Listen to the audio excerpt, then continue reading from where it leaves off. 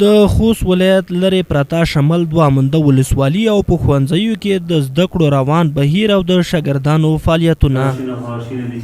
د دغه ولسوالۍ اړوند دوه منده مرکزي لیسې زده کوونکي وایي که څه هم د زده کړو بهیر یې ښه روان دی خو د ساینسي تجربو لپاره مجهز لابراتوار او منظم کمپیوټر لیب نه لري.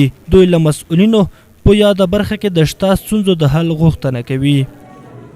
امکانات کم دي خو هغه د کم امکاناتو پر اساس دلته زده کړې بیخي ښې روانې دي. دلته دوه منده مرکزي لیسه ضرورتونه زیات لري، هغه که د لابراتوار برخه ده، که کمپیوټر لیب دی، کتابتون دی. موږ ورته بیخي زیات ضرورت لرو متاسفانه چې له دغې دریو لکه لابراتوار مو یاد کړ، کتابتون او د هغې تر څنګ کمپیوټر لیب موږ له دغې بې برخې یو. یوه اطرافي سیمه کې چې د کمپیوټر په برخه کې کار کیږي، د ټکنالوژۍ په برخه کې کار کیږي، نو هلته بیا پرمختګ هم زیاتېږي. کله چې پرمختګ راشي نو بیا یوه ټولنه په اسانۍ سره کولی شي چې مخته لاړه شي. هغه ستونزې چې موږ یې لرو هغه مو ګوته کړي دي، هغه ستونزې چې حل شي نو زموږ لپاره به موږ سره به مرسته وکړي تر څو په زده کړو کې لا پرمختګ وکړو. بلخوا د دوه منده پوهنې امریت د زده کوونکو ستونزه مني او زیاتوي چې د زده کوونکو یادې غوښتنې یې له مرکزي امریت سره شریکې کړي دي.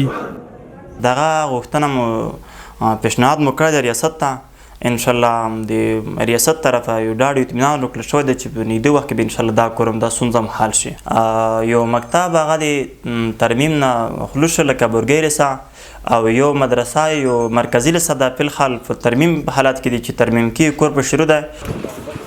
د خوست ولایت شمال دوه منده ولسوالي یوه لرې پرته سیمه ده چې خلک یې په ډیریو برخو لکه زراعت، پوهنې، روغتیا، بیا رغونې په برخو کې غوښتنې لري او له مسؤلینو غواړي چې یادې ولسوالۍ ته پاملرنه ډیره کړي.